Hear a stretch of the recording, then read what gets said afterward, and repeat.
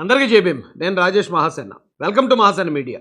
నారా చంద్రబాబు నాయుడు గారిలో ఏ లోపం చూపించలేని ప్రత్యర్థులు చాలా కాలం నుంచి రకరకాల విష ప్రచారం ఆయన మీద చేశారు. ఇప్పుడు మరో సరికొత్త విష ప్రచారంతో, సరికొత్త కుట్రతో తెలుగుదేశం పార్టీ మీద నారా చంద్రబాబు నాయుడు గారి మీద దాడి చేస్తున్నారు. దీని పట్ల తెలుగుదేశం పార్టీ కేడర్ అంతా అప్రమత్తంగా ఉండాలని తెలియజేయడానికి ఈ వీడియో చేస్తున్నాను. ఈ మధ్య ఎక్కువగా వినిపించే ఒక నినాదం, నేను తెలుగుదేశం పార్టీ కార్యకర్తనే కానీ తెలుగుదేశాన్ని వ్యతిరేకిస్తాను, నేను చంద్రబాబు నాయుడు గారి అభిమానినే కానీ చంద్రబాబు నాయుడు గారిని వ్యతిరేకిస్తాను అంటూ కామెంట్లు, పోస్టులు బాగా వైరల్ చేస్తున్నారు. దీని వెనుక ఒక అతి భారీ కుట్ర ఉందండి.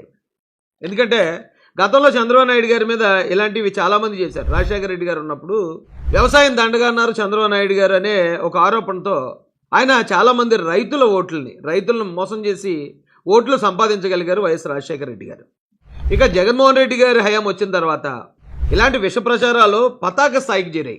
వివేకానంద రెడ్డి గారిని చంద్రబాబు నాయుడు గారు చంపేశారని, కోడికత్తుతో జగన్మోహన్ రెడ్డి గారిని చంపేపోయారని, ఎస్సీలుగా ఎవరు పుట్టాలని కోరుకుంటారని ఎస్సీలను అవమానించారని అన్నీ తప్పుడు ప్రచారాలే. అన్నిటికీ మించి నందమూరి తారక రామారావు గారిని వెన్నుపోటు పొడిచి పార్టీలు లాక్కున్నారనేది అన్నిటికన్నా పెద్ద తప్పుడు ప్రచారం. ఎందుకంటే దానికి కారణం లక్ష్మీపార్వతి గారని అందరికీ తెలుసు. ఇన్ని తప్పుడు ప్రచారాలు కూడా చంద్రబాబు నాయుడు గారిని ఆపలేకపోయాయి, అడ్డుకోలేకపోయాయి. అందుకని 2024 ఎలక్షన్కు ముందు నారా చంద్రబాబు నాయుడు గారిని తప్పుడు కేసులో అరెస్ట్ చేసి జైలుకు కూడా పంపించారు జగన్మోహన్ రెడ్డి గారు. ఎందుకంటే చంద్రబాబు నాయుడు గారిని ఒక నేరస్తుడిగా, అవినీతిపరుడిగా చూపించాలనే ప్రయత్నం కూడా చేశారు. అయితే ప్రజలు తెలివైన వాళ్ళండి, దాన్ని కూడా నమ్మలేదు. ఆ అవమానం నుండి చంద్రబాబు నాయుడు గారికి పట్టాభిషేకమే చేశారు ఆంధ్ర ప్రజలు. అయితే ఇప్పుడు జరుగుతున్న ఒక సరికొత్త దాడి, నేను టీడీపీ కార్యకర్తనే కానీ టీడీపీని వ్యతిరేకిస్తాను, నేను టీడీపీ కార్యకర్తనే కానీ చంద్రబాబు నాయుడు గారి నిర్ణయాన్ని వ్యతిరేకిస్తాననే ఒక నినాదాన్ని హ్యాష్ట్యాగ్ వేసి మరీ వైరల్ చేస్తున్నారండి. అంటే ఇప్పటి వరకు జరిగిన ఏ కుట్ర కూడా ఫలించలేదు కనుక. ఎందుకు ఫలించలేదు అంటే టీడీపీ కార్యకర్తల్లో చంద్రబాబు నాయుడు గారి మీద ఉన్న నమ్మకం, తెలుగుదేశం పార్టీ కార్యకర్తల నిబద్ధత అనే విషయం మన ప్రత్యర్థులకు అర్థమైంది. కాబట్టి ఇప్పుడు మనం కొట్టాల్సింది చంద్రబాబు నాయుడు గారికి కేడర్కి మధ్య ఉన్న బంధాన్ని తెగ్గొట్టాలి. ఆ బంధాన్ని నాశనం చేయాలనే ఉద్దేశంతో ఫేక్ అకౌంట్లు క్రియేట్ చేసి తెలుగుదేశం పార్టీ కార్యకర్త కాకపోయినా నేను తెలుగుదేశం పార్టీ కార్యకర్తనే కానీ వ్యతిరేకిస్తాను అనే కామెంట్లు, అనే పోస్టుల్ని బాగా వైరల్ చేస్తున్నారు. 2019 నుంచి 24 దాకా కూడా ఇలాంటివి చాలా చేశారు.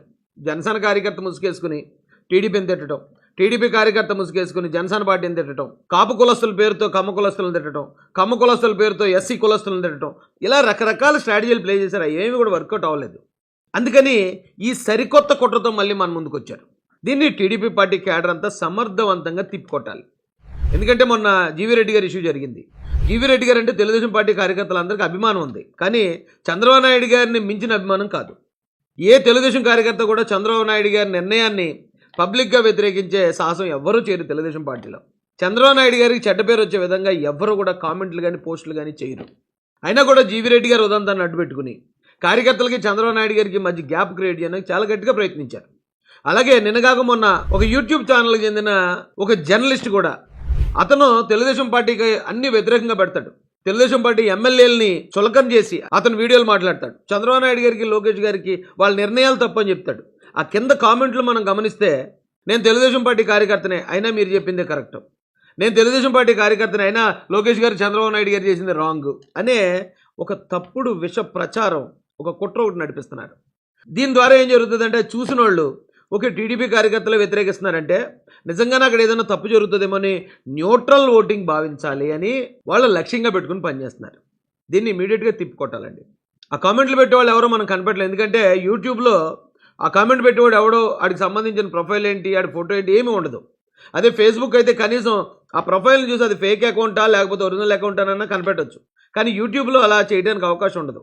వాళ్ళు కేవలం కామెంట్ మాత్రమే చేస్తారు. నిజంగా తెలుగుదేశం పార్టీ అంత తప్పులు చేస్తూ ఉంటే దాన్ని వ్యతిరేకించే పరిస్థితి వస్తే ప్రతి కార్యకర్త కూడా ఒక వీడియో రూపంలో అతని అకౌంట్ నుంచి ఆయనే మాట్లాడతాడు. అంతే తప్ప ఎవరో మాట్లాడిన వీడియోల కిందకి వెళ్ళి కామెంట్లు అయితే ఏ తెలుగుదేశం కార్యకర్తలు కూడా పెట్టరు. అలా పెట్టేవాడు ఎవడో చూసి తెలుగుదేశం పార్టీ మీద ఇలాంటి విష ప్రచారం, ఇలాంటి విషం నింపుతున్న ప్రతి ఒక్కరు కూడా చెక్ పెట్టాల్సిన అవసరం ఉందని తెలుగుదేశం పార్టీ క్యాడర్కి పిలుపునిస్తూ జై భీమ్, జై భారత్, జై జై మహాసేన, జై తెలుగుదేశం, జై చంద్రబాబు, జై జై లోకేష్ అన్న.